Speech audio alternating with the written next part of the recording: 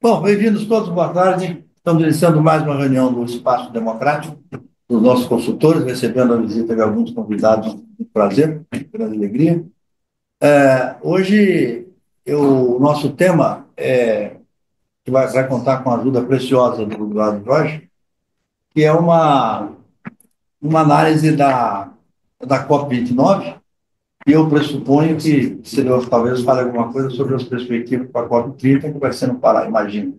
Ou pelo menos o tamanho do problema que restou para a COP30. A questão é a questão das conferências climáticas. Carlos Eduardo, a palavra é tua. Bom, o Rondino me ligou, pedindo para fazer essa fala sobre a COP29 de Baku, mas, por coincidência, eu tinha tido na sexta-feira uma conversa que eu fui convidado para fazer um diálogo com uma moça que esteve lá, ela chama-se Nathalie Anterstiel, presidente do Instituto Talanoa, e quem ia comentar o relatório dela, esse pequeno grupo que estava lá nessa reunião, era nada mais nada menos do que o ministro Rubens Recupero, que foi o coordenador da ECO 92. Então, está com 83 anos. 83. Mas muito lúcido. Então, eu assisti e participei dessa conversa muito interessante, de uma testemunha viva e de uma testemunha histórica, né? dessa história de conferências climáticas. E também dei uma olhada, no final de semana, no domingo, em vários relatórios, né? Porque existem relatórios de todos os tipos sobre o que aconteceu em Baku, né? E alguns deles apaixonados, apocalípticos, revoltados e tudo. E, o presidente da COP, que é o presidente do Azerbaijão, e um fiel aliado da Rússia e do Irã, e ele disse, no final da conferência, ele disse, foram 15 dias de conferência, e aprovou o tal do acordo, em relação a um dos assuntos, ele falou, esse acordo foi um acordo dado por Alá. E aí eu vi um comentário, nessa minha pesquisa, eu vi um comentário do Carlos Nobre, né, que é o principal climatologista brasileiro, faz parte da Academia Real de Ciência da Rainha, da Inglaterra, né? E o Carlos Nobre respondeu para ele, de Alá não, é do Satanás. Ou seja, né? O clima é opiniões apaixonadas e apocalípticas. Então, eu me vali pessoas mais, sim, mais equilibradas, né? E até recomendo, né, o site de uma entidade chamada WRI, Instituto de Recursos Mundiais, uma entidade americana, de 1982, que tem a sede aqui no Brasil também, WRI Brasil, e também outro site muito interessante e bom, que é Política por Inteiro, que é ligado a esse Instituto Talanoa, né? Então, eu quero dar crédito a essas pessoas, na imprensa tem que dar crédito, né? Claro. Crédito a Natália Anterstiel, ao embaixador Rubens Recupero e ao site, principalmente o site do WRI. E fiz um resumo para você, mas é um resumo grande, porque o negócio é grande, o negócio é complicado para boa, né? Antes de entrar na COP29 propriamente dita, né, uma explicaçãozinha o que é COP, né? Porque isso aqui é como você entrar dentro do HC. É cheio de sigla para tudo quanto é lado, tem sigla para tudo. Quem não está familiarizado com aquilo ali pensa que é hebraico, né? Então, veja, está cheio de sigla e tudo. O que é COP, né? A COP, quando houve a ECO 92, aqui no Rio de Janeiro, que foi aquele grande encontro da ONU que anunciou que havia aquecimento global e que precisava se mexer, houve 3 produtos, que era a plataforma sobre clima, a plataforma sobre biodiversidade e a plataforma sobre desertificação.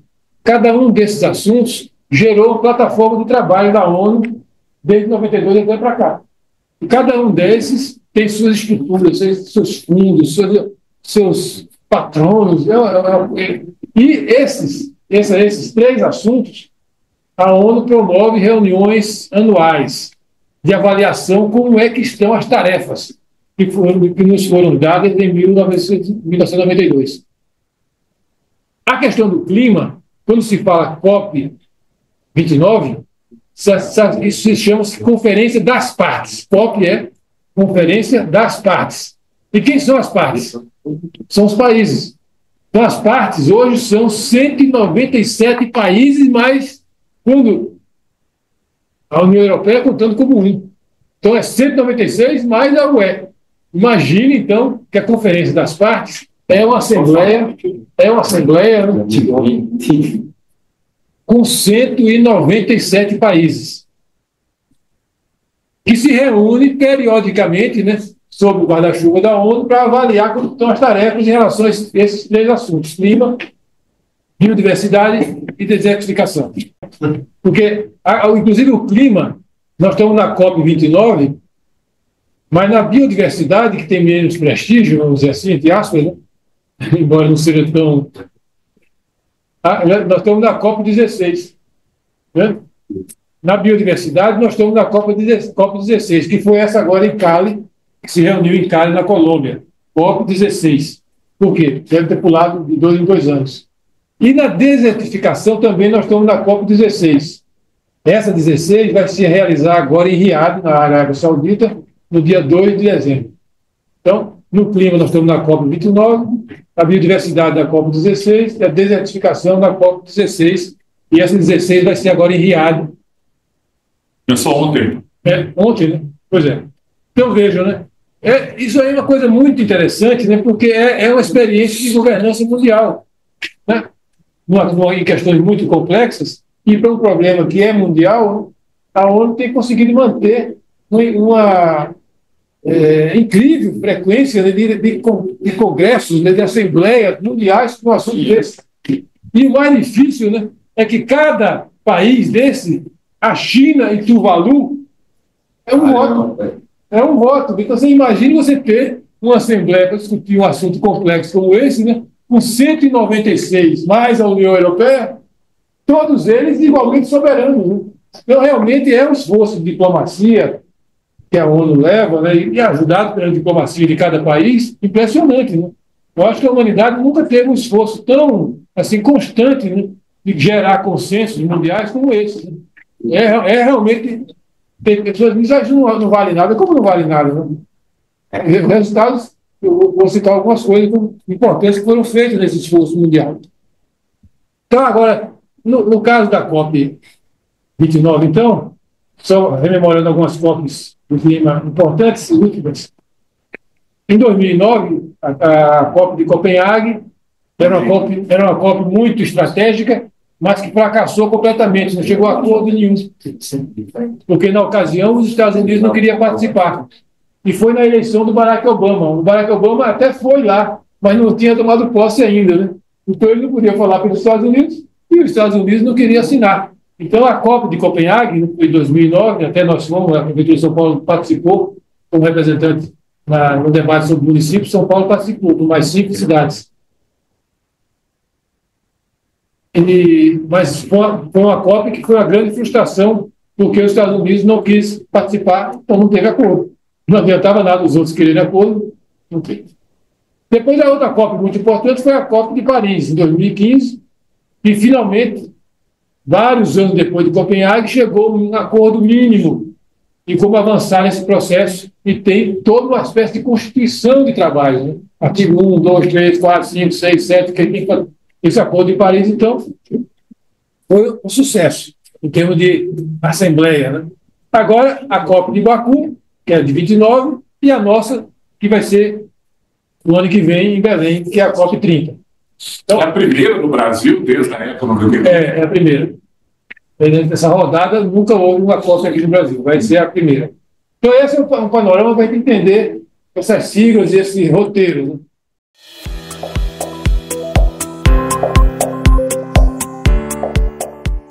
E aí eu entro na COP Baku propriamente dita, baseada nesse levantamento que eu fiz e dando crédito principalmente ao WRI.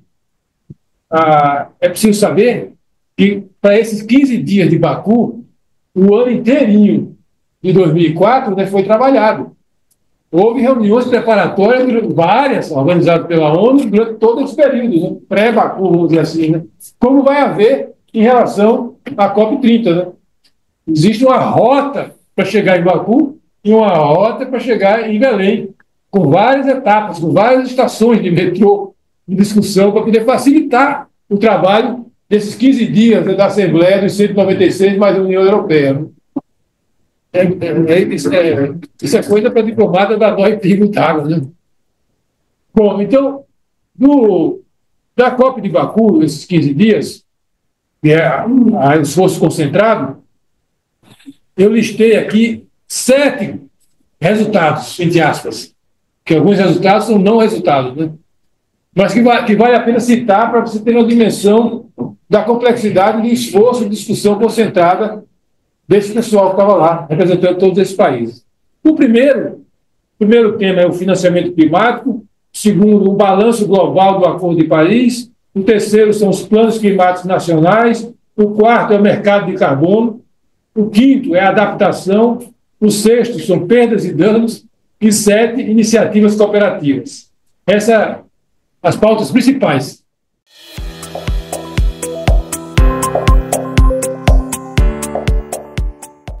E que eu vou passar por cada uma delas. O maior tempo na questão do financiamento climático, que era o tema principal, que eles iam tentar chegar a algum tipo de acordo. E chegaram, que é uma proeza, porque teve COP que não chegou a acordo nenhum. Conversa de Copenhague, né? Saíram de lá 15 dias depois de Copenhague, sem assinar nada. Zero. Então, o financiamento climático. O financiamento climático trata principalmente da transição energética dos países em desenvolvimento.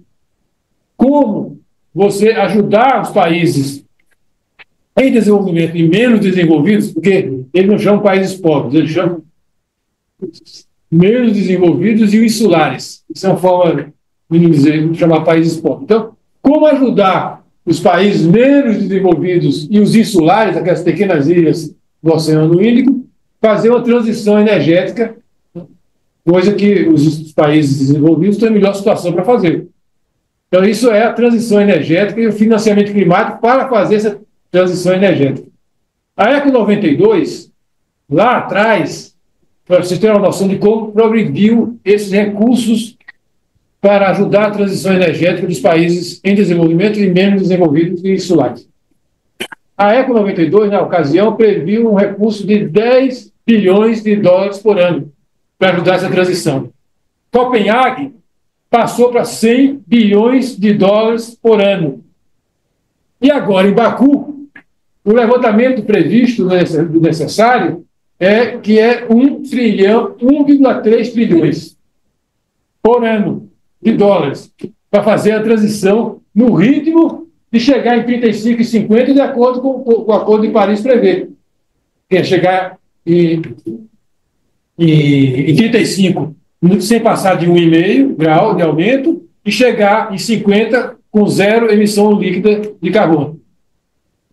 Para isso, teria que ter um estudo feito pela ONU, teria que ter um recurso de 1,3 bilhões por ano. E quanto é que chegou-se à conclusão, depois de 15 dias de debates intensos, né, que seria disposto nos próximos anos? 300 bilhões de dólares por ano. 300 bilhões? De dólares por ano, até 2035. Então, veja, né, em 92, disponibilizavam-se 10 bilhões de dólares por ano. Em Copenhague, 100. E agora, em Baku, aprovaram 300 bilhões de dólares por ano para ajudar esses países a fazerem a transição energética. Eduardo, uma pergunta. A transição energética é trocar o combustível fóssil pela energia renovável. Basicamente isso. E tem a questão do lixo também, que é 10%. Né? Mas essencialmente é isso. E tem que ser. Algum economista calculou que esses 300 de hoje é equivalente, né, com a inflação ao centro Copenhague, esse valor real, né? De todo jeito, você vê que quando diz que as COP não adiantaram nada, como não adiantou nada se o dinheiro desse foi disponibilizado para Moçambique, para Tuvalu, se foi bem gasto ou não, aí são outros 500, né? Mas então, vejam, né? Esse foi o principal resultado.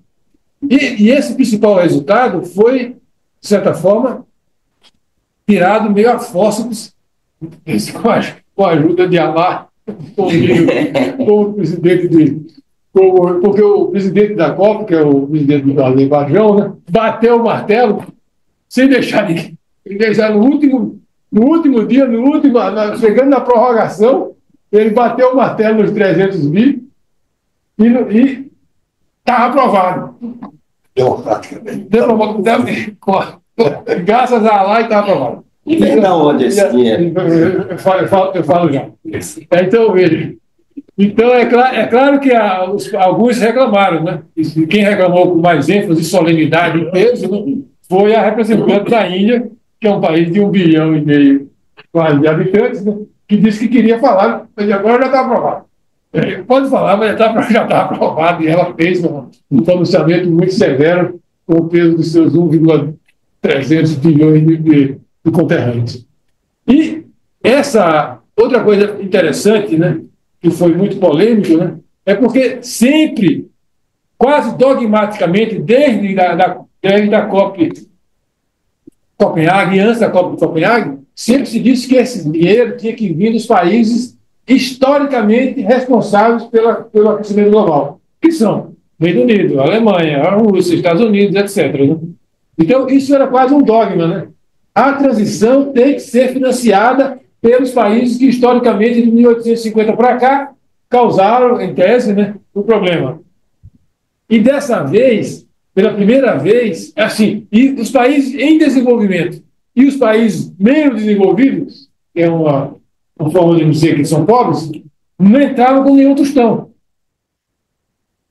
Então, por exemplo, a China, que é um país em desenvolvimento, a Índia, que é um país em desenvolvimento, o Brasil, que é um país, a Indonésia, esses países dogmaticamente nunca aceitaram que fossem citados como responsáveis para ajudar na transição energética de Moçambique, de Guiné-Bissau, etc, etc. E dessa vez, em Baku, a resolução colocou que os países em desenvolvimento voluntariamente podem contribuir para compor esses 300 bi. O que foi também alvo de protesto. Os países em desenvolvimento, não sei se o Brasil fez alguma coisa, mas alguns falaram, não querem nem ser citados, nem voluntariamente. Nem voluntariamente. Né? Mas dessa vez, esse foi um avanço real, vocês entenderam, né? Além de recompor para 300 bi, que talvez seja a correção da inflação, etc., mas recompor, teve essa abertura. Mas dinheiro é efetivamente empregado, não? Ou Sim. ele só fala? Não, é empregado. É empregado. Tem organismo de fundos encarregados de fazer isso. Tá.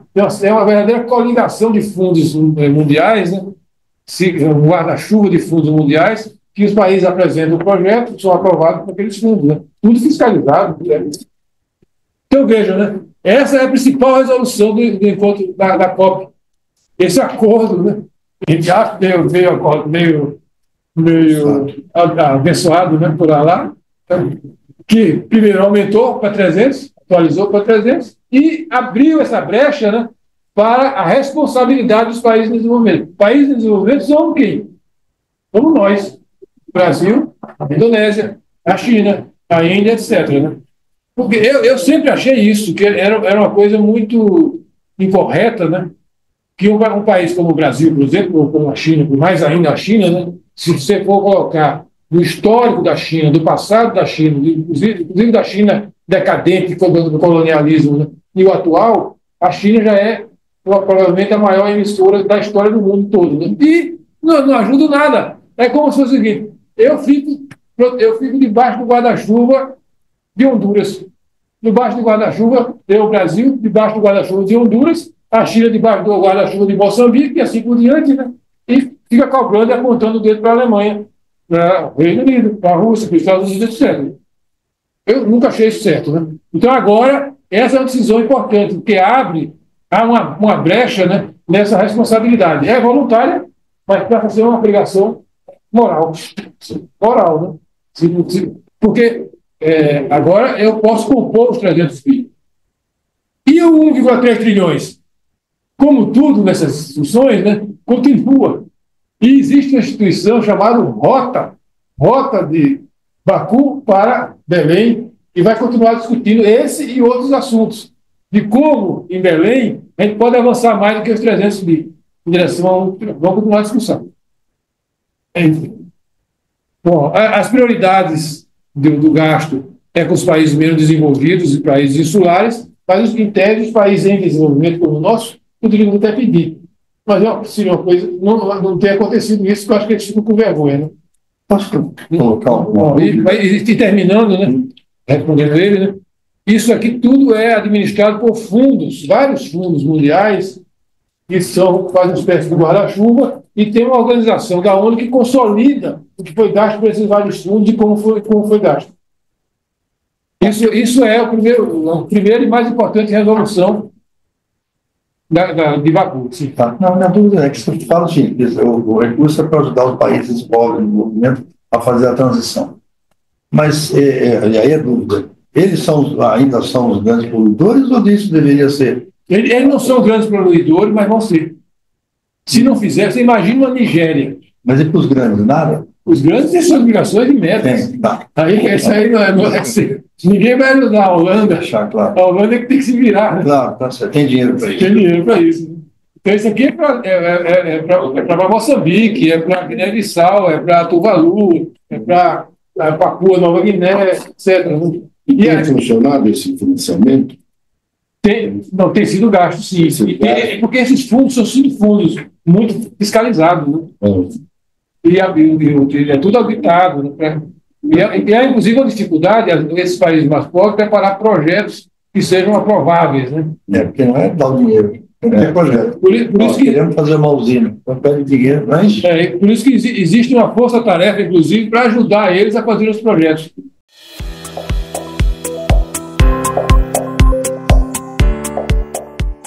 No ponto 2, era a discussão sobre o balanço de como está avançando o Acordo de Paris, e as tarefas de você chegar em 2030, sem passar de 1,5 grau centígrado a mais.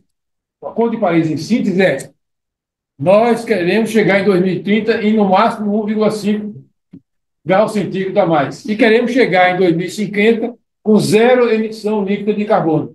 Emissão líquida zero é o seguinte: eu emito X e absorvo X. Então, eu zerei. Posso até emitir, mas tem uma forma de absorver de maneira que eu zere minhas emissões. Então, o Acordo de Paris visa chegar nessas duas metas: 35 e 50. E aí tem as tarefas de cada país. E a tarefa de cada país é consolidada no plano de cada país. Então, existe um grupo de trabalho da ONU chamado Global Stockage, que é o Balanço Global, chama GST, que avalia todo ano, né, como é que andou o trabalho de cada país. E para avaliar também tem que ter parâmetros, é claro. Né? E esses parâmetros, que são critérios e tudo, né, até hoje não se chegou a um acordo. E também não houve acordo novamente agora em Baku. Como é que eu avalio como a Alemanha, como o Brasil, como a Indonésia, como Cuba, como o Haiti cumpriu a sua tarefa? Né? Então, não chegaram até hoje a um acordo sobre isso e vão continuar discutindo na tal da rota Baku-Belém, vai cair lá para Belém, chegar a alguma conclusão sobre isso. E como se faz o balanço de cumprir o Acordo de Paris. Não houve acordo nos critérios. E o principal ponto de não houve acordo, né, é porque a principal questão é como cada país reduz o uso de combustível fóssil.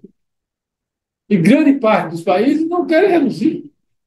Não querem reduzir ou não podem reduzir, coisa que o valha, né? Então, como? A grande questão é como reduzir o uso de combustível fóssil e como tem critérios de como reduzir, não se chega a acordo do balanço. Esse é o ponto 2. Para que haja acordo, tem que haver consenso entre todos os 197. Que vamos abandonar. Não é maioria, né? Não, é consenso. Como eu falei, são 196 mais a União Europeia. Se um discordar, não tem acordo. Mas como é por isso que é um esforço de diplomacia gigantesco, né?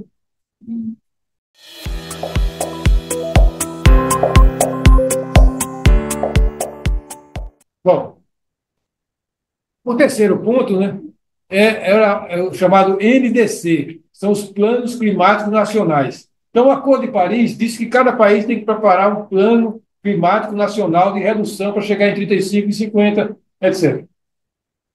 E esses planos são atualizados. A cada ano, o país tem que avaliar e atualizar. E agora, em 24, né, era o prazo para todo mundo ter atualizado seu plano, desde lá de Paris. E muita gente não atualizou, porque significa que isso vai vazar para 25, vai vazar para o Brasil. Alguns apresentaram planos atualizados. Por exemplo, eu anotei, o Emirados Árabes Unidos apresentou, o Reino Unido apresentou, o Brasil apresentou. Chegou lá na última hora, mas chegou. E o Brasil falou, o que é que o Brasil falou? O Brasil falou o seguinte: eu me comprometo perante esse tribunal. Esse tribunal. Eu me comprometo perante esse tribunal climático a reduzir as minhas emissões. Aí tem uma banda, tudo agora que o Brasil tem banda, né? De 59% a 67%. Então, nosso plano, o nosso NDC, apresentado agora em Baku, solenemente, diz isso. E nós, brasileiros, e o Brasil, etc., etc., se compromete a reduzir suas emissões até 2050 entre 59 e 67. A banda. O que é que os cientistas nossos falam, Carlos Nobre, etc., etc.? Se for 67, a gente cumpre o nosso papel. Se for 59, a gente não cumpre. Então, nós não estamos, na verdade, nós não estamos prometendo cumprir nem descumprir. Mas isso é coisa. Por quê? 59 já não é bom? Mas não chega a emissão líquida zero. Ah, tá. Em 2050. Tá. Então, para chegar, que é o acordo mundial do Acordo de Paris, para chegar na emissão líquida zero, ou seja, o Brasil emite X e reabsorve X, a gente teria que diminuir as emissões em 67%. 59% é um esforço grande, mas não chega à emissão líquida zero em 50. Mas, pelo menos, o Brasil foi um dos países que apresentou. Além disso, nessa questão dos planos climáticos, né, teve uma coisa importante, que no G20, todo o G20, 19 países já tinham se comprometido com emissões líquidas zero em 2050, menos o México. Agora o México aderiu. Então, agora 100% do G20 se compromete com o Acordo de Paris e chegar em 2050 com emissões líquidas zero. Agora, isso tem que se concretizar, se materializar nos planos nacionais. Né? Os planos nacionais têm que detalhar como isso é feito.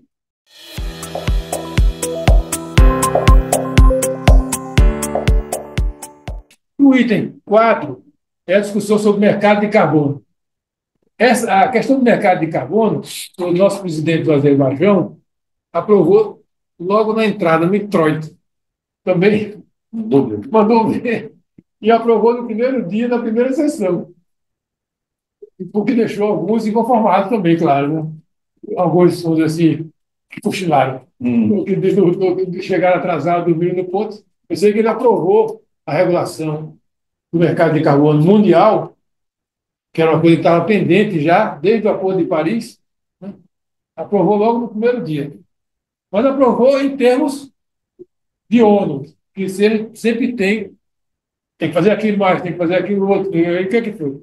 Então, agora ele foi aprovado, mas isso é um acordo. Esse é o segundo acordo conseguido em Baku. Foi criado o Mecanismo de Mercado Sustentável, MDS. Tem nome, tem sigla, tem articulação. Então, foi criado o Mecanismo de Mercado Sustentável, que substitui o antigo MDL, no Protocolo de Quioto. Vocês declaram, não são obrigados a lembrar disso, né?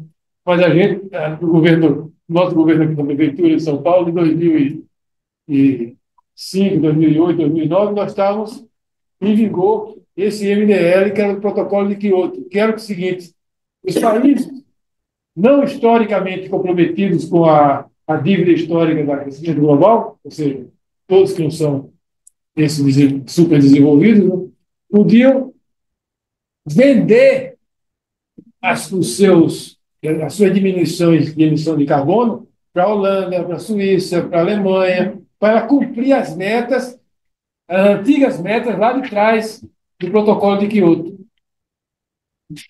Esse MDL, ele tinha prazo, né? Ele vigorou durante um tempo, inicialmente, né? E alguns países conseguiram fazer isso. Nós, aqui em São Paulo, a cidade de São Paulo, foi um dos últimos locais do Brasil que conseguiu fazer isso. É até bom, não sei se o Rodrigo se lembra disso, né? Mas em 2009, 2008, 2009, como é que São Paulo, a cidade de São Paulo, conseguiu se enquadrar nesse tal do MDL, que agora virou mecanismo de mercado sustentável? Nós tínhamos dois aterros sanitários gigantescos, o de Bandeirantes e o de São Mateus, que emitiu metano, né? A gente enterra resto de comida, aquilo ali fica debaixo da terra, depois vaza e filtra pela terra e vai para a atmosfera. E o metano é um gás de efeito estufa muito forte. Ele é 23 vezes mais de efeito estufa do que o CO2, que é o principal gás de efeito estufa. O CO2 é o que sai do petróleo, do carvão, do gás. Então, por bem, o metano que sai do lixo fermentado lá, ele é 23 vezes mais de efeito estufa do que o CO2. E o nosso metano gigantesco de uma cidade, imagina uma cidade de 12 milhões de habitantes, um país maior do que Portugal, e é todo para a atmosfera. O que a prefeitura fez? A prefeitura licitou o recolhimento desse gás metano e a instalação de uma usina que queimava o metano e gerava energia elétrica. Então, essas duas usinas, a de Bandeirantes e a de São João, que chama São João, em 2008, 2009, transformaram aquele metano em energia elétrica que abastecia uma cidade equivalente a uma cidade de 600 mil habitantes. Isso rendeu dinheiro para a gente. Por quê? Porque o prefeito botou esses créditos para vender na Bolsa de Valores. Aqui. Vendeu. Eu até feito na associação comercial. Então, botou para vender e a Holanda e a Suíça compraram. Então, isso gerou, não lembro direito, acho que foi uns 40, 50 milhões de reais na época, né? Que o prefeito, muito generosamente, colocou no Fundo Municipal do Meio Ambiente. Então isso foi praticamente a única experiência brasileira desse MDL, né? E isso tinha um preço para a gente. Qual era? É que a gente, claro, que a ONU não ia compensar com uma emissão da Holanda e da Suíça, né? E continuar compensando em São Paulo. Então, na hora de mostrar o nosso inventário, né, a gente não podia abater aquela diminuição de carbono. Isso significava que os 10% de redução de gás de efeito estufa que São Paulo conseguiu com aquela captação de metano, né, não podia mais ser computado como algo nosso, porque passou a ser muito corretamente, da Suíça. Né? Mas isso significa. O que aconteceu é que o prefeito colocou esses tais 50, sei lá, 60 milhões, não lembro mais, no Fundo Municipal do Meio Ambiente, que foi a Secretaria do Meio Ambiente, que tinha um conselho, e a gente gastou tudo isso com a Secretaria de Transporte. Então, a Secretaria de Transporte apresentava os projetos de recuperação. A cidade de São Paulo era a cidade que tinha a maior frota de petróleo do mundo, e ela foi abandonada irresponsavelmente. E quase deixou de ser extinta, né? Toda a estrutura dela estava abandonada, toda a estrutura de fiação, de geração de energia, né? Não tem mais, né? Tem sim. Não, os ônibus tinham sido, dos 400 ônibus nossos, 200 tinham sido vendidos para a cidade sucata e 40 foram vendidos para o governo do estado que botou no ABC Paulista. Então sobravam cento e poucos. Cento e poucos. Então, esse dinheiro, a Secretaria de Transporte preparou o projeto de recuperação de toda a geração, da estrutura, e a gente pagou. Então, foi bem gasto, porque aí a gente pôde começar a comprar trólebus de novo. E a gente comprou. Comprou uns 100 trólebus a mais. Né? Porque o trólebus é um ônibus praticamente e não acaba nunca. Não acaba nunca. Ele tem uma estrutura muito simples, né? Então, a gente tem trólebus com 40 anos, 50 anos rodando perfeitamente. Então, veja, né? Isso era o MDL. Ainda no nível inicial, na época do protocolo 28. Agora, esse mecanismo de desenvolvimento sustentável vai ser num outro patamar muito superior, porque a consciência, a estrutura das obrigações, né, são muito maiores, né? Mas funciona. É um mecanismo de mercado, é um mecanismo capitalista, né, de mercado, né, de você jogar com aqueles que devem e aqueles que podem vender. Então, o mecanismo do mercado foi aprovado, vai ser Tem gente regulamentado. que acha que é uma licença para poluir, né? Depois, se não poluir, ficar com a consciência limpa, né? Mas comprei, então, tá bom, posso continuar poluindo. É uma compensação. Veja, e realmente existe isso, mas no fundo, quem fala isso é contra o mecanismo de mercado em geral, a economia de mercado em geral. Porque, na verdade, né, eu estou regulando um comportamento. Né? A gente não está abolindo o mercado, que é a força da natureza, né? Mas nós estamos dando alguma regra para a pessoa se adaptar. Né? E ele vai ter que pagar por isso. Então, se eu tenho que pagar, e eu sou um gerente previdente, o que é que eu falo? Eu quero pagar o menos possível. Ou eu vou querer pagar mais. Eu vou querer diminuir cada vez mais esse O pagamento. planeta ganha. E o planeta ganha. Sim, o planeta ganha, sei, mas eu, empresa, Exato. que compro, né, não vou querer ficar pagando 100 para ele. Eu quero pagar 70, 60, 50, né? Zero. Então, eu próprio vou procurar ser mais eficiente para ter que comprar menos de você. É um mecanismo de mercado. Mas, enfim, é questão de regular, né? Mas não é que está gerando mais árvore, oxigênio. Eles estão usando o que já existe, né, de reserva. Não, Só está incentivando a... não. Sim, não. Como é compensado, aí varia. Mas o que eu quero, o mais importante disso aqui, é para você reduzir as emissões. Reduzir as emissões, que é a questão, é o problema principal, o gasto do combustível fóssil, carvão, petróleo e gás. Isso, gás, petróleo e carvão é energia. Então, é uma eficiência energética, basicamente isso. Né? Isso aqui é voltado para a eficiência energética. Basicamente, né, Dócio? Fica mais lucrativo Eu tenho mais eficiência energética do que menos eficiência. Exatamente. É um mecanismo de mercado. Bom, é isso, né? Mas é claro, não pode ser só isso. Mas isso, eu acho que isso ajuda muito, né? Porque coloca o mecanismo de mercado, né, que as forças de mercado, a economia de mercado, né, a nosso favor. Porque hoje, se a pessoa for egoísta, né, não tiver obrigação nenhuma, continua gastando petróleo até a farra acabar. Se me permite, a ideia do Blacher é essa. Esse pessoal usam bem comum que é a atmosfera, polui e destrói, não paga nada de graça. Eles vão passar a pagar.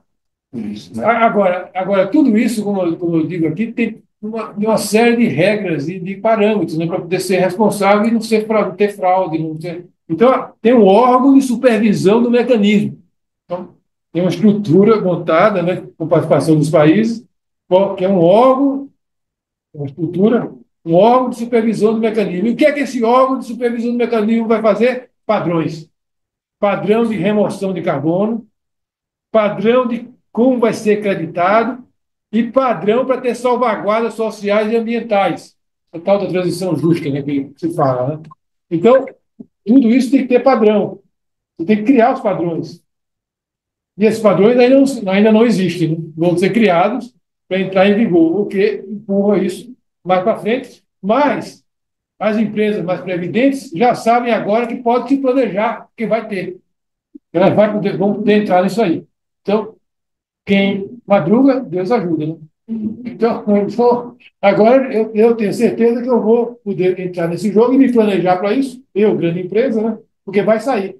O padrão vai sair, mais dia menos dia. E está aprovado. E aprovado por 196 mais União Europeia. É uma aprovação de 100%, né? Do planeta, que é uma coisa extraordinária, né? Coincidência, o Congresso acabou de aprovar No brasileiro. uma nova lei aí para os No créditos de carbono. nosso Né? mercado. mercado. Que é claro que vai ter que se sintonizar com isso. Né? Porque alguns países já tinham mercados próprios, né? O Brasil não tinha, né? Então, se não houvesse esse global, né? O Brasil podia ter o mercado dele, é claro. Mas agora, com o mercado global, eu entro no jogo global. Né?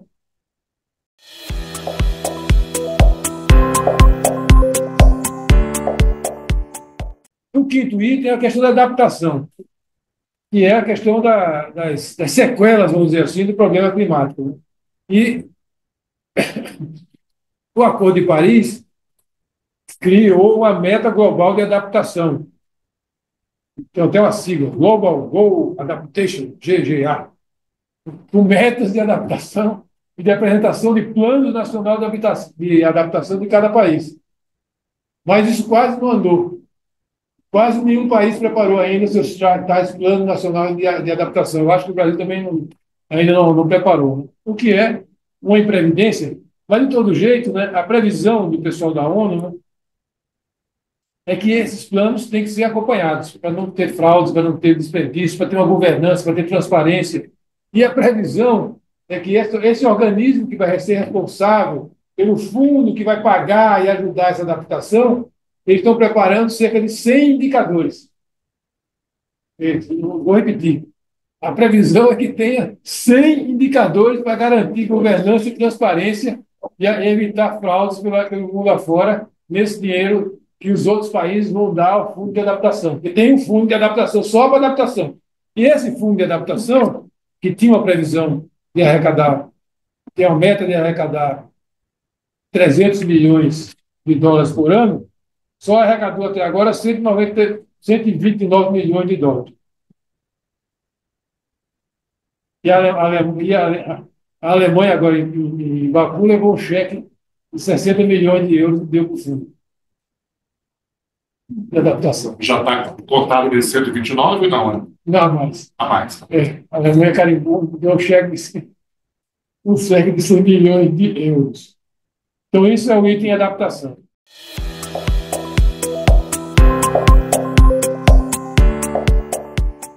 O item 6 é o item perdas e danos. Eu fiquei até. O que é isso, perdas e danos? Perdas e danos são, na verdade, o apoio a impactos climáticos severos sem possibilidade de adaptação. Essa palavra para catástrofe. Em outras palavras, é catástrofe. Acidentes climáticos tão graves, né, que as sequelas nem dão chance de adaptação. Então, esse tipo de acidente climático grave, etc., catástrofe, tem um fundo próprio para isso, regulado pelo Mecanismo Internacional de Varsóvia para Perdas e Danos. Então, uma dessas COPs aí, não sei quanto, aprovou o tal de Mecanismo Internacional de Varsóvia para socorrer aqueles infelizes que sofreram alguma catástrofe pelo mundo afora climática. O dinheiro até agora recolhido é muito pouco. Esse tal fundo de catástrofes, a gente recolheu 600 milhões de dólares.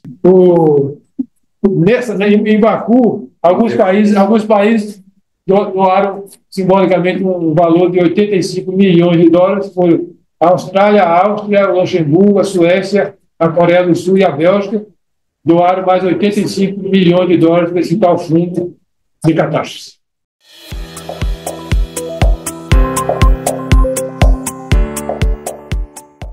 E, finalmente, o item 7, que são iniciativas cooperativas. Porque, além dos 196, mais a União Europeia, naquela Assembleia que fica fechado lá, discutindo os acordos, né, a COP é uma verdadeira feira de lobistas, de ONGs, de ativistas climáticos radicais, menos radicais, etc. Né? Milhares de pessoas estão lá. E os países, né, e as empresas, e as entidades poderosas fazem acordos bilaterais, acordos paralelos, que não passam pela tal Assembleia dos 196 mais da União Europeia, né?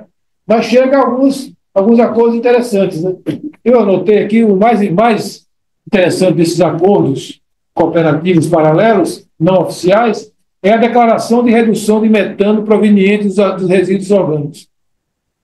Isso daqui, essa resolução, foi gestada na COP de Glasgow, a COP 26, ou seja, há 3 anos atrás. Há 3 anos atrás, essa fauna em torno da Assembleia Deliberativa, né, gerou esse tipo de acordo aqui paralelo, que é a coisa voluntária.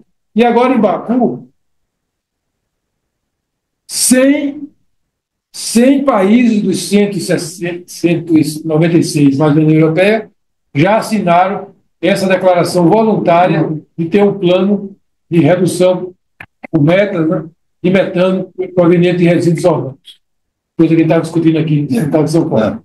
Então, é um tipo de iniciativa paralela que corre por conta da sociedade civil, das empresas, dos países também, ao largo da Assembleia, provavelmente dita, das COPs. Bom, então, com isso daí, é o resumo, para vocês terem a noção, eu acho, né, da complexidade, né, do esforço da humanidade, né, e por que eu ainda acredito na razão. Eu estava tendo uma conversa aqui, é paralela, eu vi lá, porque eu tenho um vídeo ainda bom, que o Eugênio acha que a humanidade está caindo numa armadilha da irracionalidade, né? Da ignorância, da inteligência. Eu, como continuo sendo um otimista com a humanidade, né? Eu acho que a razão ainda tem uma força grande, né? E isso aqui é um esforço de racionalidade da humanidade, né? Com todas as divergências, atritos, polarizações mundiais, né? Não como o Carlos Nobre quer, menos ainda como a Greta quer.